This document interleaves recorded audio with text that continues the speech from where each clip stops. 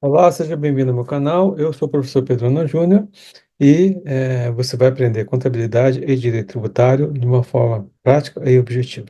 E hoje eu vou estar comentando de um acordo no CARF recente, o acordo 1101.001.389, que julgou um caso de planejamento tributário envolvendo a questão de alienação de uma participação societária, no qual o contribuinte ele optou por uma opção mais vantajosa para ele, em vez de vender pela pessoa jurídica, ele optou vender pela pessoa física para ter uma redução da tributação do ganho de capital.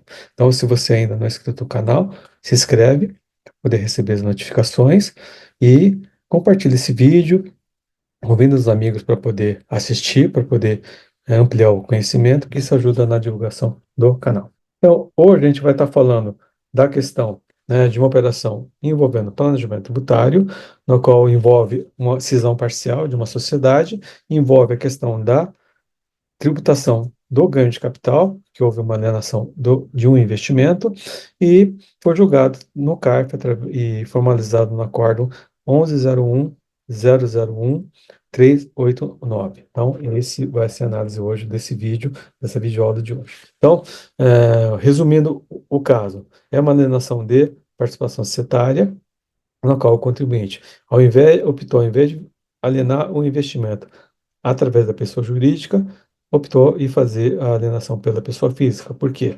Se ele fizesse pela pessoa jurídica, ele ia pagar 34% de imposto sobre o ganho de capital, só que ao optar pela pessoa física, ele diminui essa tributação, né? E a tributação, a gente sabe, da pessoa física vai de 15% até 22,5%, então tem uma tributação menor. E para fazer isso, ele fez uma cisão parcial de uma sociedade que ele tinha, no qual ela transferiu o ativo, o investimento para uma outra sociedade, e os sócios dessa sociedade fizeram a alienação desse investimento.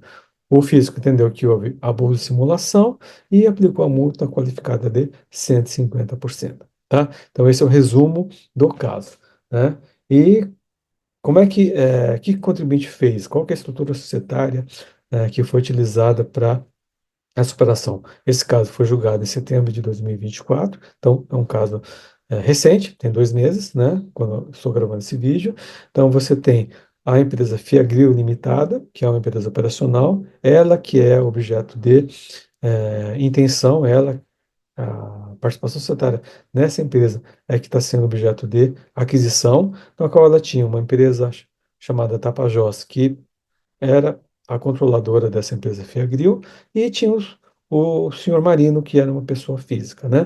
E em cima dessa Tapajós tínhamos os sócios pessoas físicas e também uma pessoa jurídica, tá? Então, para poder, portanto, a Tapajós sofreu um processo de decisão parcial, no qual o investimento que ela tinha na Fiagril foi transferido para uma empresa chamada Dakang Fiagril, que foi criada e constituída para essa operação. Por que criou essa nova empresa? Porque a Tapajós, né, devia ter alguns passivos, no qual o investidor não tinha interesse de poder participar dessa empresa ou adquirir essa participação, então ela preferiu adquirir o investimento de uma empresa nova, sem passivo nenhum, sem passado nenhum. Então, depois disso, o que acabou acontecendo, né?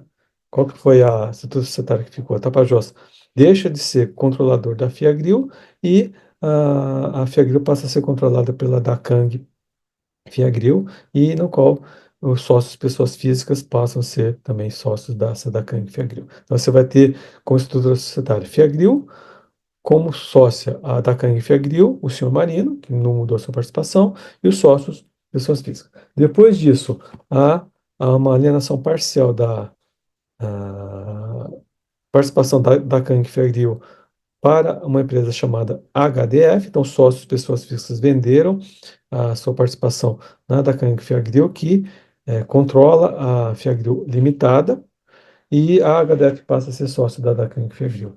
E aí fica a estrutura societária final, depois de toda essa operação. Então, você tem a Fiagril Limitada, que é controlada pela Dacan Fiagril, e pelo senhor Marino, que é uma pessoa física, e tem a HDF, que é uma investidora que queria participar da sociedade com 57%, e 57,55, 57,57%, e os sócios com 42,43%. Essa é a estrutura final da operação. Aí o fisco entendeu que o contribuinte, por meio de uma série de operações artificiais interligadas, buscou dissimular a alienação da FIAGRI Limitada para a HDF, né?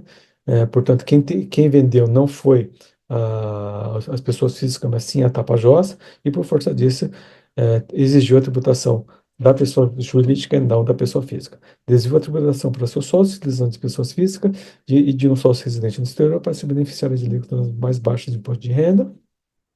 A autoridade fiscal identificar a fraude, desconsiderou os atos simulados, cobrou os impostos devidos pela Tapajós, aplicou a multa qualificada de 150% e responsabilizou solidariamente os sócios da pessoa física, sócios pessoas físicas. A DRJ, por sua vez, manteve o lançamento por unanimidade de votos, manteve o crédito tributário, a multa qualificada e a responsabilidade solidária dos envolvidos, concluindo que a Tapajós realizou um planejamento tributário abusivo por meio de operações simuladas para reduzir a carga tributária. Então, houve atuação, fisco entendeu que houve simulação, aplicou multa qualificada, responsabilizou solidariamente os sócios, pessoas físicas, e no julgamento da DRJ em primeira instância, a DRJ manteve o lançamento e entendeu que o contribuinte praticou um planejamento tributário abusivo. A esse caso foi julgado no CARF em setembro de 2024. O relator é o conselheiro Itamar Arthur Magalhães Alves Fulga, que entendeu que o contribuinte tem razão, deu provimento ao recurso voluntário, cancelando o auto de infração. Então, o que ele entendeu? Então, houve uma suscitação de oportunidade de nulidade parte do contribuinte, que eles não aceitaram, mas, no mérito, ele deu razão para o contribuinte. Então, entendeu que o planejamento tributário é legítimo, então, venda de participação societária, sócio após pessoas físicas, ausência de simulação, planejamento tributário é legítimo. Restando comprovado que a negociação da participação societária foi de fato de direito realizada pelas pessoas físicas, a ausência de simulação, bem como a redução de capital com a entrega de participação ao sócio, produziu as consequências jurídicas normalmente esperadas por esse tipo de operação, negócio do dado de caso, não há base para o fisco considerar efeitos tributários dependentes tributários os dados segundo o que, no seu entender, seria o desfecho previsível. Na verdade, não houve redução de capital, mas sim uma cisão parcial, né? E o relator entendeu que não houve simulação por parte do contribuinte, mas sim uma operação legítima de alienação por parte da pessoa física, né? Continuando a emenda, planejamento tributário, decisão parcial, alienação de participação societária, proposta negocial, substância econômica. Então, o relator entendeu que a lista da operação de decisão parcial, seguida de alienação de participação societária, quando realizada com propósito de negociação legítimo e substância econômica, ainda que resulte em redução de carga tributária.